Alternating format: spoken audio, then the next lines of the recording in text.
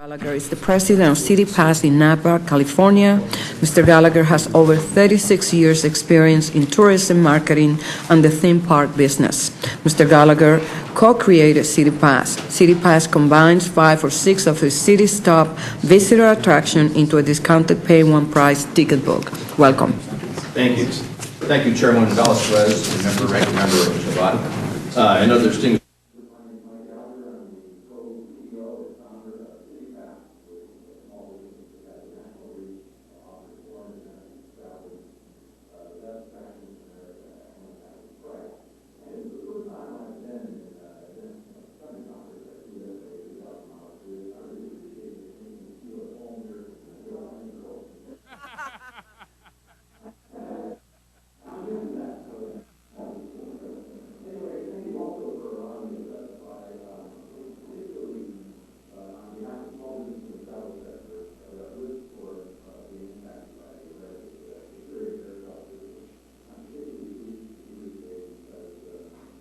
In 1997, when we started CityPass, we started with a Small Business Administration loan, which got us going.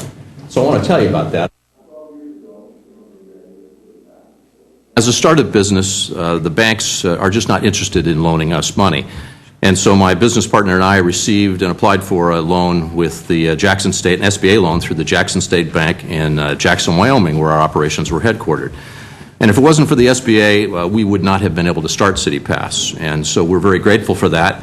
But it's interesting because even though with the SBA loan, even though the federal government guarantees 80% of that loan, the bank still required both of us to put up our houses.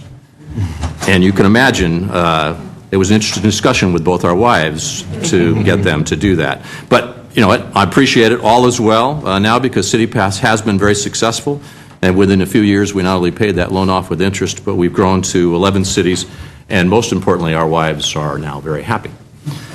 So CityPass now serves 72 major North American attractions in 11 cities, including the chairwoman's hometown of New York City. Several other members are represented in our cities, including Atlanta, Boston, Philadelphia, Seattle, Chicago, and we just started Houston about a month ago. CityPass has become a national brand for city vacations and for identifying top attractions in major cities. I appreciate the SBA loan. It helps us get started, and in a sense, we're still in business with the SBA because every year we share 35% of our profits with you as in our federal taxes. When our profits increase, so do your revenues. So I'm here today to speak up for the more than 95%, I think you said 97%, of the travel industry that makes up of small businesses just like me, companies that are less than 100 employees. And there are hundreds of thousands of us in every nook and cranny in this great country of ours. These are small businesses that rely on travelers for some percent of their revenues. Let me explain the importance of that percent and particularly what happens when fewer people travel by air. With CityPass, for example, virtually all of our customers are tourists to a city. We estimate that over 50% of are flying to their destination. Actions that make it difficult for people to fly or which affect the ability of travelers to fly have a very immediate negative impact on our business. Before founding CityPass, I managed an outdoor attraction in Northern California. As with many small businesses in the travel sector, we are significantly a fixed cost business. Our cost to serve 1,000 visitors in a day are basically the same if it's 800 or if it's 1,200 people show up. At 1,000 people, we can pay our staff and cover all our costs. Almost everything after 1,000 visitors fall directly to the bottom line and is our profit. If more than 1,200 people come through the door, it's a great day. We're very profitable. But obviously, if only 800 people visit us, we lose our shirts. We bleed red ink. We still have to pay the staff, and we still have to pay all of our costs, but we don't have the money, so we quickly run out of money.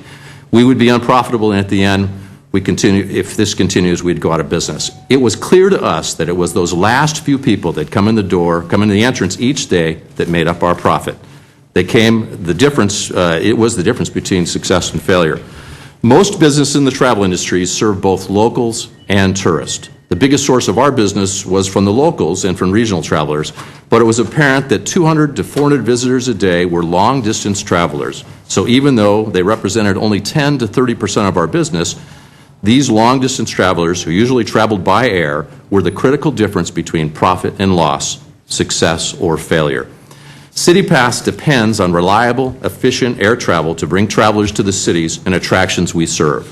When air travel hassles rise to the level that Americans avoid taking a trip, that hurts our bottom line and that of thousands of small businesses that make up the travel industry. It also hurts the economies of the cities where CityPass is sold and where it also benefits from tourism. So this is the summer season. This is the harvest time. It's the busiest time because this is when travelers' vacations are taken by families.